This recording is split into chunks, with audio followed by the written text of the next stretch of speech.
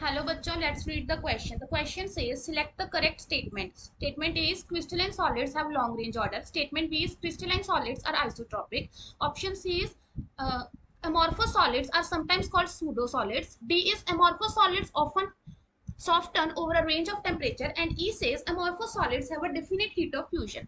So हमारे पास यहाँ पे क्या है, क्रिस्टलाइन और amorphous solids के बारे में कुछ पॉइंट्स गिवन है, हमें बताना है कि इनमें से कौन सी स्टेटमेंट जो है वो करेक्ट है या कौन सी इनकरेक्ट है. So इसके लिए हमें किस की कंसेप्ट की रिक्वायरमेंट है.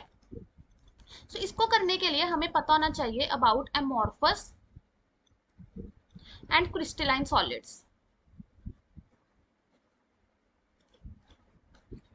ठीक है, इनके जो पॉइंट ऑफ डिफरेंस है या फिर इसमें किस तरह की हमारे पास ज्योमेट्री प्रेजेंट होती है उसके बारे में पता होना चाहिए.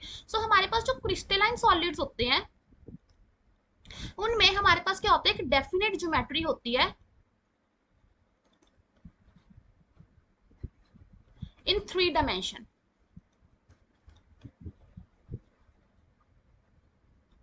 ठीक है, दैट्स व्हाई हम क्या कहते हैं कि जो हमारे क्रिस्टलाइन सॉलिड्स हैं they have a long range order.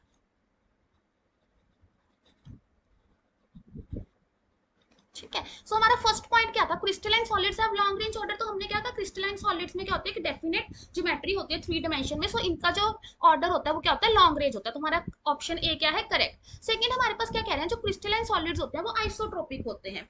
Isotropy और एनाइसोट्रोपी हमारे पास क्या होती है. Basically this statement is wrong, क्योंकि जो हमारे पास क्रिस्टलाइन सॉलिड्स होते हैं ये हमारे पास होते हैं एनाइसोट्रोपिक इन नेचर.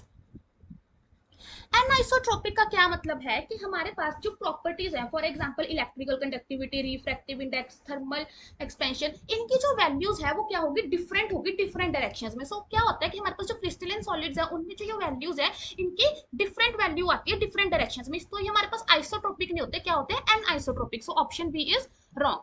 थर्ड हमारे पास क्या कह रहे हैं, अमॉर्फस सॉलिड्स. पहले हम देख लेते हैं अमॉर्फस सॉलिड्स में हमारे पास क्या होता है.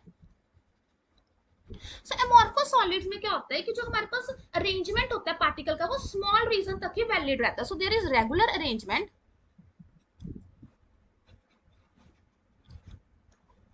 But up to small reason.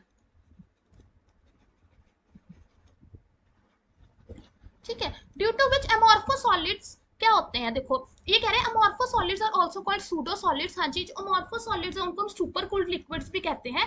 तो इसी वजह से इनको हम सुपर सूडो सॉलिड्स भी कहते हैं. हमारा जो ऑप्शन नंबर सी है वो भी करेक्ट है. ऑप्शन डी है amorphous solids soften over range of temperature, क्योंकि यहाँ पे एक रेगुलर अरेंजमेंट नहीं होती जिसकी वजह से ये जो मेल्ट होते हैं या सॉफ्टन होते हैं वो एक रेंज ऑफ टेम्परेचर पे होते हैं, फिक्स्ड या शार्प इनका मेल्टिंग पॉइंट या सॉफ्टन होने का टेम्परेचर नहीं होता. हमारी ऑप्शन डी भी करेक्ट है. लास्ट ये कह रहे हैं amorphous solids have a definite heat of fusion. नहीं, अमॉर्फस सॉलिड्स का जो हीट ऑफ फ्यूजन है वो डेफिनेट नहीं होता. क्रिस्टलाइन सॉलिड्स का हीट ऑफ फ्यूजन क्या होता है, डेफिनेट होता है. हमारा ऑप्शन ई क्या है, इनकरेक्ट. हमारे करेक्ट ऑप्शन क्या बने, option A, C and D.